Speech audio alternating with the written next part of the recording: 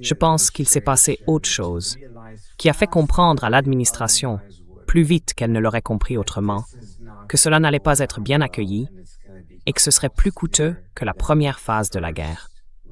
Et c'est ce qui s'est passé en Jordanie.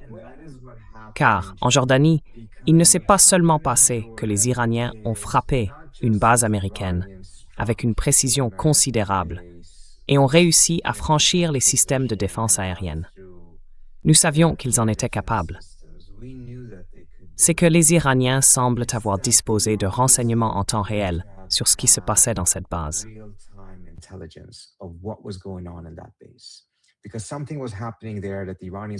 Parce qu'il se passait quelque chose là-bas, et les Iraniens l'ont appris très vite. Puis, en l'espace de 7 minutes, ils ont frappé. C'est très différent de ce qu'on a vu lors de la première phase de la guerre, où ils disposaient de meilleurs renseignements. Mais il semble qu'en réalité, ils achetaient des images satellites commerciales auprès de sources chinoises ou autres, avec une résolution plus élevée. Cela dit, ces images dataient quand même de 5 à 10 jours. Là, on parle de renseignements en temps réel, et ça change radicalement la donne en matière de protection des forces. Pardon, allez-y. Et, combiné à l'épuisement des missiles intercepteurs, et ainsi de suite, cela a créé une très mauvaise situation. Donc même ce plan non planifié ne pouvait plus avancer. Et l'administration a commencé à devenir quelque peu désespérée à l'idée d'obtenir une sorte de cessez-le-feu.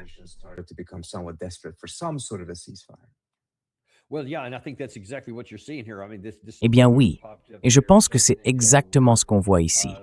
Je veux dire, c'est ce qui est apparu il y a un instant. Le vice-président Vance et le chef d'état-major interarmé, Dan Kane, ont fait part de leurs inquiétudes. Si nous lancions cette frappe massive le week-end dernier, nous n'aurions pas assez de munitions pour continuer ensuite. Et de toute façon, ça ne changerait rien. Ça n'atteindrait pas l'objectif, qui est de rouvrir le détroit d'Ormuz. Non, mais ça continuerait à épuiser nos stocks. Et en même temps, nous avons ces informations qui montrent certaines des cibles qui ont été touchées, dont certaines que vous avez mentionnées en Jordanie.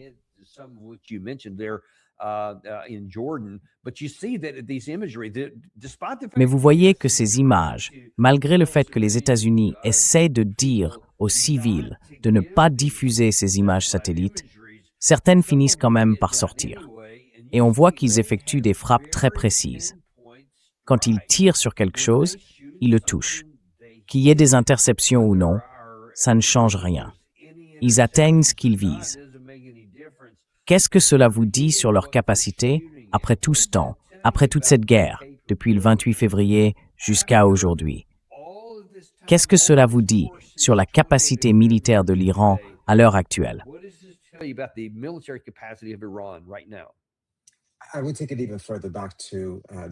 Je remonterai encore plus loin, jusqu'en juin 2025. Je pense que ce que nous avons vu, c'est que les Iraniens apprennent et progressent de façon nettement plus rapide que les États-Unis ou Israël n'apprennent et ne progressent. Peut-être que leur point de départ était si bas que les rattraper n'était pas aussi difficile. Je ne sais pas. Vous en savez bien davantage que moi sur ces différentes questions.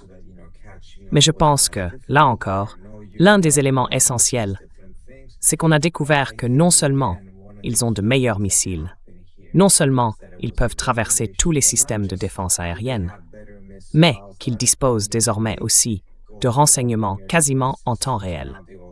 Autrement dit, quoi que fassent les États-Unis dans la région, les Iraniens le savent vraisemblablement presque immédiatement. C'est un tableau très très différent.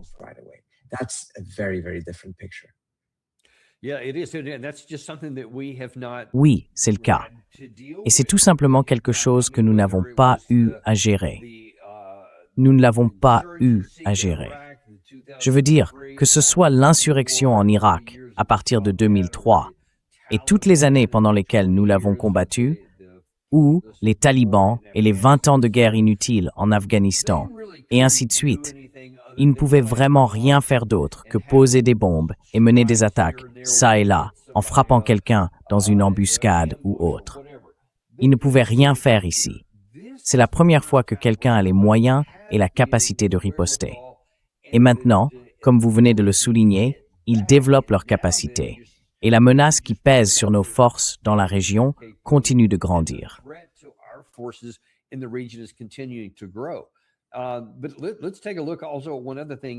Mais regardons aussi un autre élément.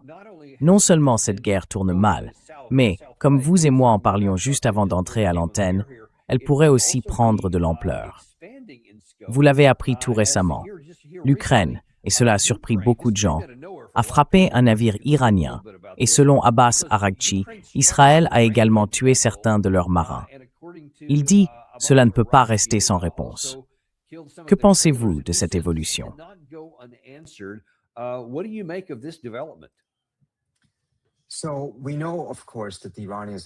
Nous savons bien sûr que les Iraniens ont aidé les Russes avec des drones et d'autres choses en Ukraine. Cela étant, l'idée que les Ukrainiens frapperaient des navires iraniens en mer Caspienne pourrait à première vue donner l'impression qu'ils cherchent à démontrer leur capacité. Ils essaient de faire payer aux Iraniens leur soutien à la Russie. Ils essaient peut-être de montrer qu'ils peuvent être dans une certaine mesure utiles aux États-Unis. Je soupçonne qu'il se passe quelque chose de plus important, car toutes ces choses, prises séparément, peuvent être bénéfiques pour les Ukrainiens. Mais si l'on repense à l'un des objectifs clés de l'Ukraine depuis que les Russes ont envahi ce pays, c'est de veiller à ce que l'OTAN entre pleinement dans la guerre et que les États-Unis y entrent pleinement.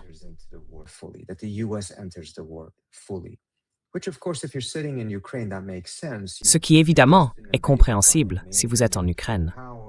Vous venez d'être envahi par une grande puissance nucléaire. Vous vous défendez, mais il vous serait bien plus utile qu'une autre superpuissance entre dans cette guerre à vos côtés, plutôt que de simplement vous fournir des armées, etc. Mais c'était une tentative, en substance, d'amener les États-Unis à rendre service à l'Ukraine.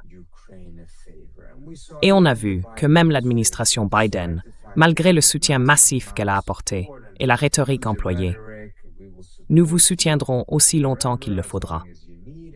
Pas de négociation avec la Russie et jamais d'accord avec la Russie sans les Ukrainiens à la table. A néanmoins, dès le départ, affirmé qu'il n'y aurait pas de troupes au sol. Elle a résisté aux pressions visant à fournir des F-16 et d'autres équipements de ce type, en se montrant très prudente et méfiante à l'égard de tout ce qui pourrait réellement mener à une confrontation directe entre les États-Unis et la Russie.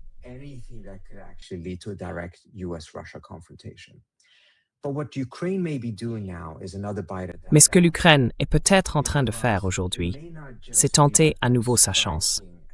Car il ne s'agit peut-être pas seulement de frapper des navires iraniens. Elle essaye peut-être de fusionner la guerre en Ukraine avec la guerre contre l'Iran. En fusionnant ces guerres, les Ukrainiens ne deviennent pas seulement des belligérants dans la guerre contre l'Iran. Cela fait aussi des États-Unis des belligérants dans la guerre en Ukraine. Ce qu'ils cherchent à obtenir depuis un certain temps sans y parvenir. Et cette fois, ce ne seraient plus seulement les Ukrainiens qui demanderaient de l'aide. Ce seraient les Ukrainiens qui viendraient au secours des États-Unis dans cette impasse, dans ce cul-de-sac où Trump a placé les États-Unis en déclenchant cette guerre, alors qu'il n'a aucune bonne option militaire.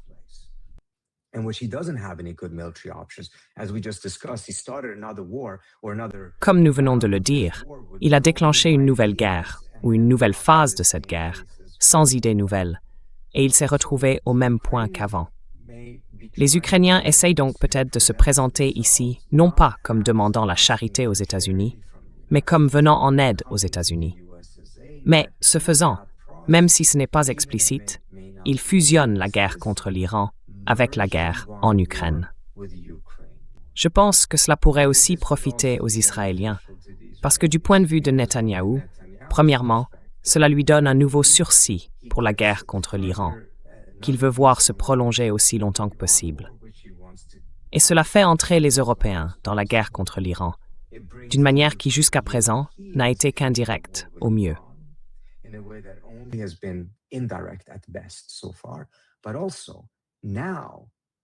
Mais désormais, attaquer l'Iran, vaincre l'Iran, ce n'est plus seulement défendre Israël, c'est défendre l'Ukraine. Et la guerre en Ukraine, ainsi que ses origines, sont très différentes de la guerre contre l'Iran, parce que la Russie a bien envahi ce pays. C'était une violation du droit international.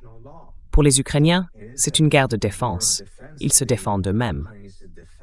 Alors que dans la guerre contre l'Iran, on parle de deux puissances nucléaires qui lancent une guerre d'agression, en pleine négociation, contre un pays qui ne possède pas d'armes nucléaires.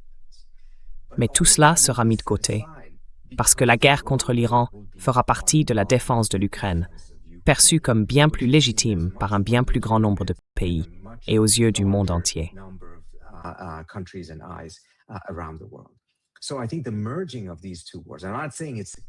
Je pense donc que la fusion de ces deux guerres, je ne dis pas qu'elle fonctionne, ni qu'elle fonctionnera. J'espère que l'administration Trump comprend que la tentation de solliciter l'aide de l'Ukraine dans une situation où les États-Unis sont coincés peut exister. Mais le prix à payer, c'est qu'on finit alors par devenir aussi un belligérant direct dans la guerre en Ukraine, bien davantage que les États-Unis ne l'ont été jusqu'ici. Et les Russes, eux aussi, deviennent alors partie prenante de la guerre contre l'Iran. C'est un désastre complet. J'espère qu'ils le voient. Mais je peux comprendre la tentation initiale que Trump pourrait avoir d'intégrer l'expertise ukrainienne en matière de drones à la guerre contre l'Iran.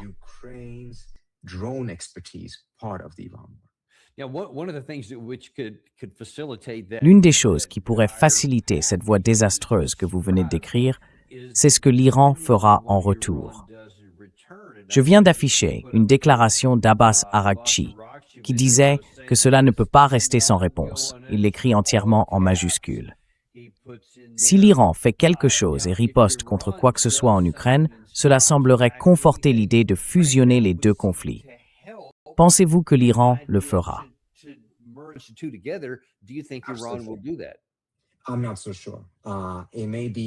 Je n'en suis pas si sûr.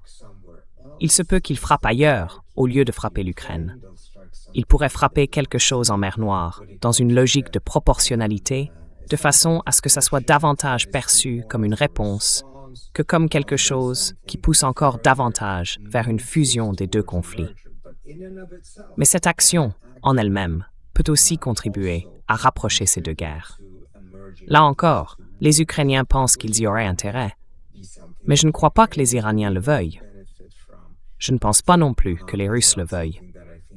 Encore une fois, cela donne essentiellement une nouvelle chance à la guerre.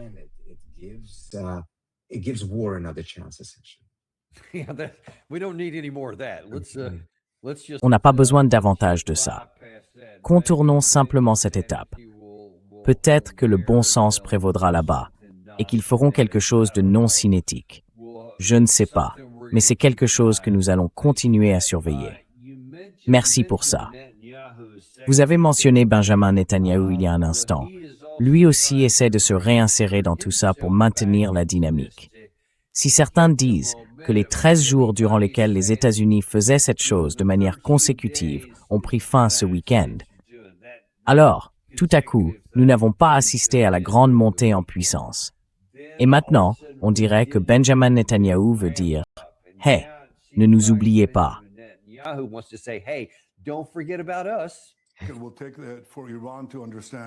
Il faudra que l'Iran comprenne. Soit que ce régime tombe, soit que l'Iran réalise le prix à payer pour avoir semé le chaos économique dans le monde, assassiné des milliers de ses propres citoyens et tiré sur tout le monde. Je dis bien, littéralement sur tout le monde. Sur l'Arabie Saoudite, Bahreïn, le Qatar, le Koweït, les Émirats Arabes Unis, Israël, la Jordanie, tous, sans exception. C'est ce que fait ce régime alors qu'il ne possède pas d'armes nucléaires. Alors imaginez ce qu'il ferait s'il en avait. Je pense que lorsque ce régime sera soit renversé, soit suffisamment affaibli pour savoir qu'il doit mettre fin à son programme nucléaire et changer de cap, c'est vraiment ce que le président Trump cherche à obtenir.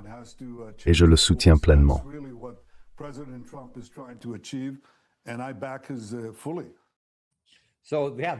Donc il tire sur tout le monde, Trita. Enfin, mon Dieu, ce sont vraiment des gens complètement fous. Il faut faire quelque chose face à ça.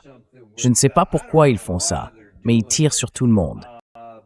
Qu'est-ce que vous en dites?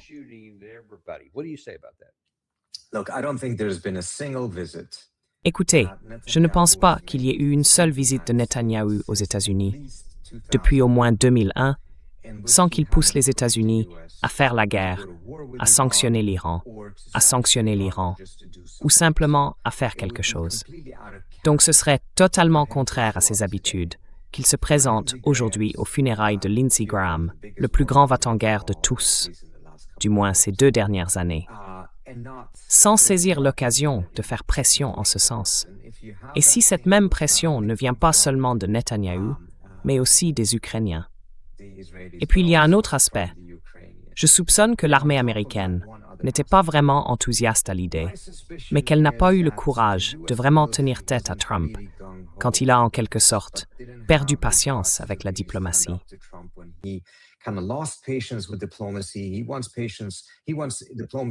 Il veut que la diplomatie lui donne des résultats instantanément, mais ça ne marche pas comme ça. Il s'est donc orienté vers la reprise de la guerre. Et je pense que c'était peut-être une situation dans laquelle on ne lui a pas vraiment présenté de véritables plans. C'est pour ça qu'on a tous vu beaucoup de choses exploser sans aucune utilité stratégique. Et ça a évidemment frustré Trump, parce qu'il revient maintenant à l'idée de la diplomatie. Mais les Israéliens entrent alors en scène et disent « En fait, nous avons un plan. Voilà ce que vous devriez faire. » Et la question c'est, quelle résistance y aura-t-il si c'est un plan israélien plutôt que rien, ou un plan israélien plutôt qu'un retrait de la guerre?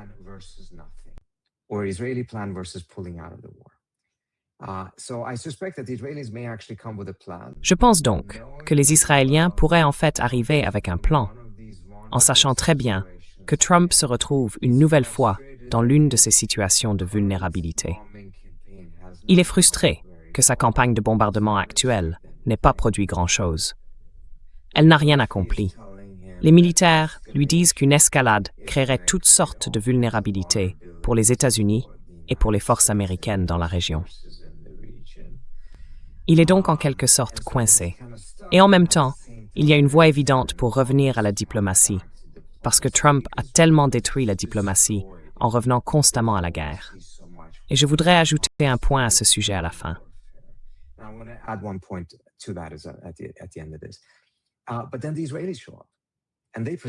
Mais ensuite, les Israéliens arrivent et présentent un plan. Et je pense que comme ils l'ont déjà fait auparavant, même si leur plan ne sera probablement pas particulièrement bon, ils pourront peut-être le vendre comme quelque chose de stratégiquement viable, avec cet élément que le plan actuel n'a pas. Je pense donc que dans les prochains jours, nous saurons avec certitude quelle direction sera prise, alors que ce week-end n'était peut-être pas vraiment décisif. Oui, il semble que la décision, vendredi ou samedi, ait été de ne pas aller vers une nouvelle escalade. Mais c'est différent de dire qu'il n'y en aura pas du tout. Si les Israéliens arrivent avec un plan différent, ils pourraient y parvenir. Et si je peux juste dire une chose sur la raison pour laquelle Trump a vraiment endommagé la diplomatie.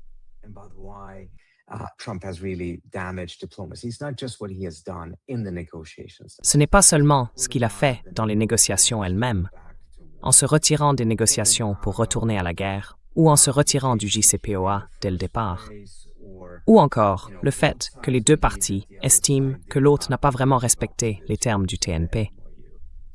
Mais quand on voit cet accord avec les Saoudiens, dans lequel les États-Unis proposent de manière irresponsable une capacité d'enrichissement, la même technologie que les États-Unis ont essayé, pendant 25 ou 30 ans, d'empêcher les Iraniens d'acquérir, apparemment, nous allons l'accorder aux Saoudiens sans les inspections que les Iraniens avaient acceptées dans le cadre du JCPOA.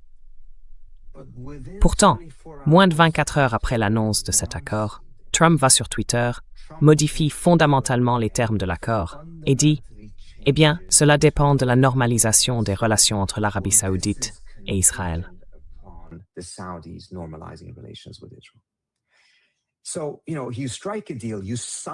Donc vous savez, vous concluez un accord, vous le signez, vous l'annoncez, vous vous en vantez, et dans les 24 heures, vous en modifiez les termes de manière fondamentale. Oui. Alors, si c'est ainsi que vous traitez l'Arabie saoudite, un pays avec lequel les États-Unis ont une relation très étroite, un partenaire très proche, et avec lequel, en plus, la famille Trump a des liens d'affaires très étroits, alors que ferez-vous avec l'Iran? Quelle peut être la durée de validité de n'importe quel engagement américain sous Trump envers les Iraniens dans le cadre d'un accord?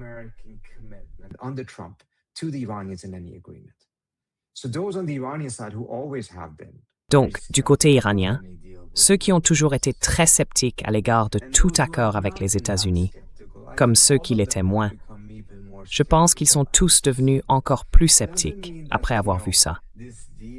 Ça ne veut pas dire que, vous savez, cet accord, que Trump ait réussi à en changer les termes, mais cela montre une fois de plus à quel point il est peu attaché à ce qu'il a signé, puisqu'il essaie au moins de le modifier. Et il s'y est pris en annonçant simplement que l'accord avait été modifié. Bien sûr, les Saoudiens ont rejeté cela, et nous verrons même si cet accord survivra à tout ça. Mais cela laisse l'impression que ce qu'il dit n'a absolument aucune valeur, et que ce qu'il signe n'en a aucune non plus. Et cela, croyez-moi, a été pleinement reconnu par la partie iranienne, dont Ismail Baghaei a déclaré ceci ce matin. Ne prêtez pas trop attention aux spéculations des médias. Comme je l'ai dit, nous n'avons actuellement aucune négociation avec l'Amérique.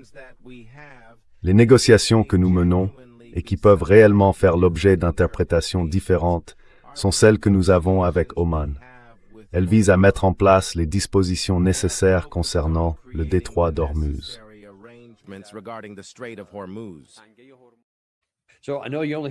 Je sais qu'il ne vous reste qu'environ 1 minute. S'ils ne vont pas négocier avec, et par ils, j'entends l'Iran, s'ils ne vont pas négocier avec les États-Unis, mais uniquement avec Oman, et seulement au sujet du détroit d'Ormuz, où va cette guerre?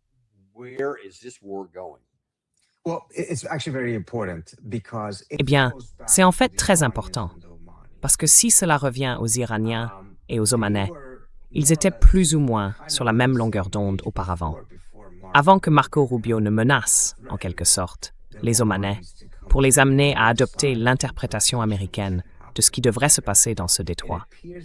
Il semble que ce dont il parle en ce moment, là encore, c'est d'une forme de gestion conjointe de ce détroit. C'est ce que Rubio avait rejeté auparavant. Il ne voulait aucune gestion conjointe. Pas de frais, disait-il, pas de péage, rien du tout, même s'il ne s'agissait que de redevances pour des services environnementaux. Et d'autres membres de l'administration étaient plus ouverts à l'idée d'une gestion conjointe, mais ils voulaient que d'autres pays du Golfe Persique en fassent également partie.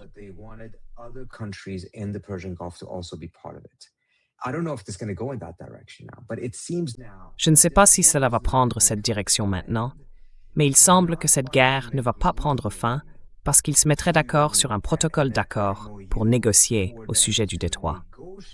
Elle prendra fin quand la question du détroit sera réglée. Une fois qu'elle le sera, la guerre s'arrêtera. Entre-temps, il se peut qu'il n'y ait pas de tir, mais le détroit ne sera pas ouvert tant qu'un accord n'aura pas été trouvé. La question maintenant est la suivante. Les Omanais négocient-ils avec l'autorité des États-Unis derrière eux, ou bien négocient-ils dans l'espoir de parvenir à un accord, puis de le vendre aux États-Unis? Si c'est le cas, l'administration pourrait très bien s'en servir pour obtenir une pause dont elle a grand besoin dans la guerre avant de relancer la guerre.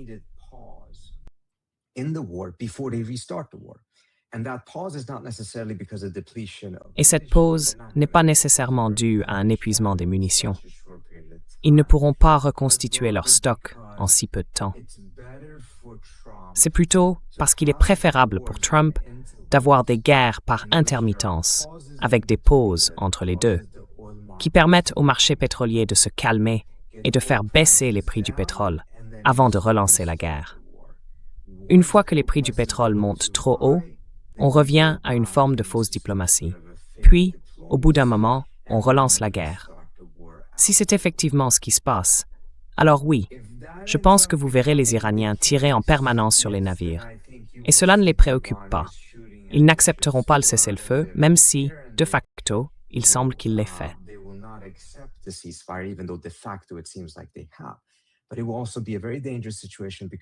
Mais ce sera aussi une situation très dangereuse, parce que cela fera perdre aux Omanais toute crédibilité auprès des Iraniens. Les Iraniens soupçonneront peut-être que les Omanais étaient au courant et qu'ils ont quand même suivi le mouvement. Si ce pont de confiance, l'un des rares qui existent dans la région, est brisé, alors il sera vraiment beaucoup plus difficile de revenir à quelque forme de négociation que ce soit. Regardez ce qu'a fait chaque administration. Parce qu'il n'y a pas de confiance entre les États-Unis et l'Iran, elles ont utilisé des pays comme le Qatar et Oman pour relancer les négociations, parce qu'ils avaient une certaine crédibilité, une crédibilité mutuelle auprès des Iraniens. Si cela est détruit, comment allons-nous relancer la diplomatie? If that is destroyed, how are we going to restart diplomacy?